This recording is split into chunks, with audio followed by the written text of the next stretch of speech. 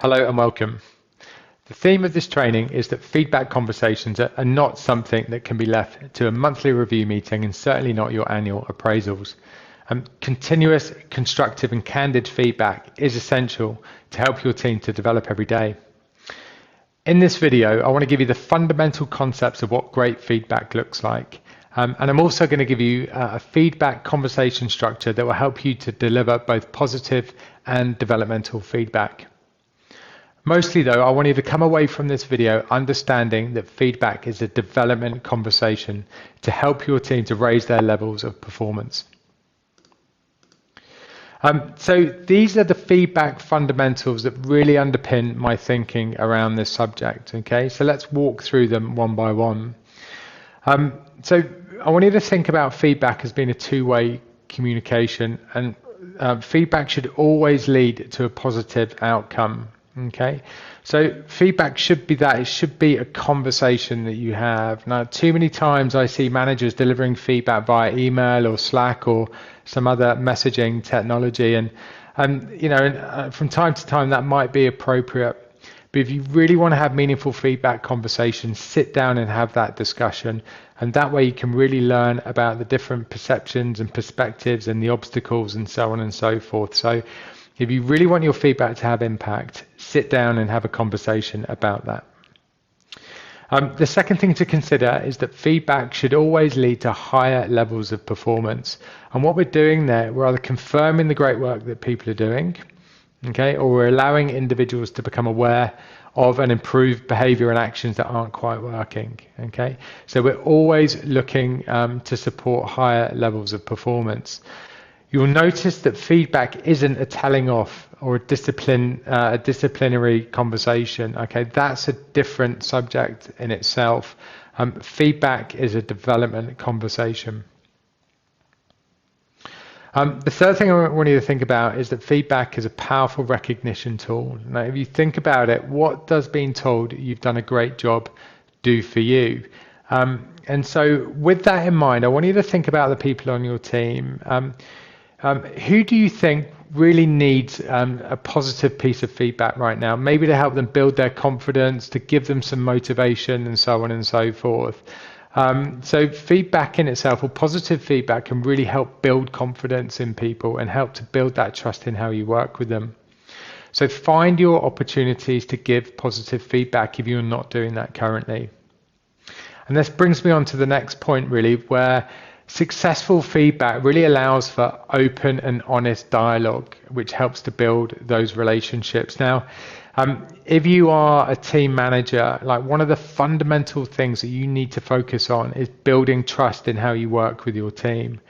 And if you can become well versed in delivering great feedback that supports performance, you're going to help to build that trust in how you work together.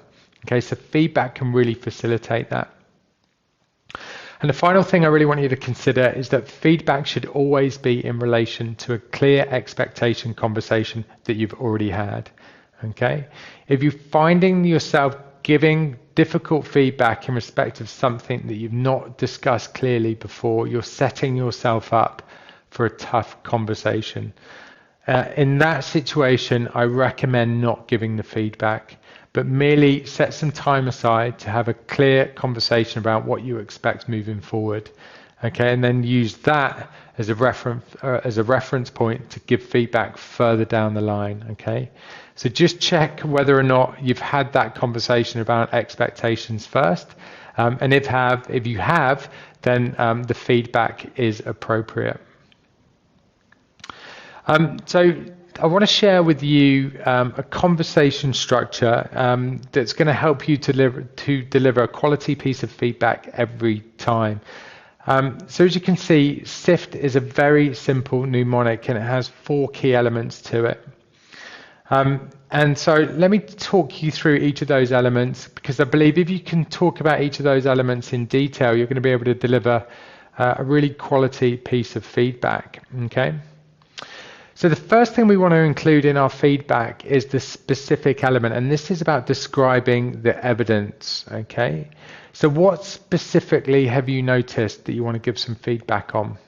Okay, what's the evidence behind that? What have you noticed? What have you seen or heard? that you want to describe, and you want to be as clear as possible with this element of your conversation. You want to avoid generalizations and saying things like you're always this or you're always that.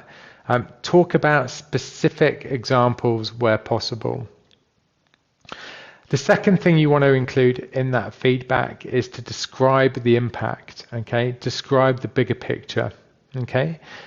So what's been the impact of what you've noticed, maybe to them, to you, to the team, to the recruitment process, to the client experience, to the team culture, whatever's important there. You want to describe what the impact is and really to help build out the reasoning behind that feedback.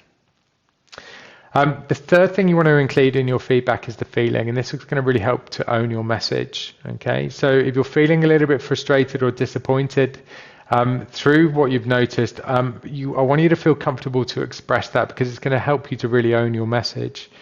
And conversely, if it's positive feedback, you might be super happy, you might be proud, you might be excited. Again, talk about that. It's going to help your message to land at a human level, and it might be the thing that really connects your message to the person receiving that feedback. Again, it allows you to be honest about what you're describing, and people really respect that.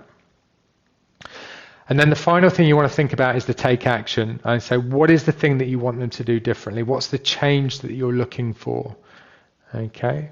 But if it's positive feedback, it might be, what's the thing you want them to continue to do that's really working for them? And is there anything else they could do differently that's going to support their performance or their development with this thing? Okay. So even with the positive feedback, I want you to consider that there should be an action associated with that feedback. So this is what I'd like you to do. I want you to press pause on this video in just a second, and I want you to take a real piece of feedback that you can deliver to somebody in your team. So think about an individual in your team. Have you got either a positive message to deliver them, or is there a developmental piece of feedback that you want to give them? Okay, maybe you've been avoiding having the conversation.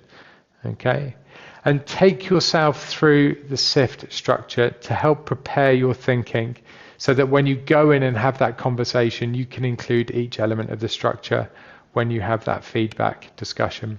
Okay, so to press pause, go through that process, and then when you come back, we'll talk briefly about difficult feedback.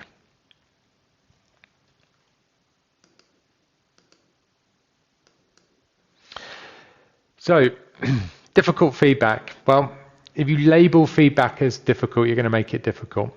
It's just a feedback conversation. We're just trying to help our team to improve, okay? When you label things as difficult, you're more likely to avoid having the conversation, okay? So we want to change that relationship with what we perceive to be difficult feedback. Now, the only way that you can do that is to practice having feedback conversations, okay? So use the SIFT structure to help you with that.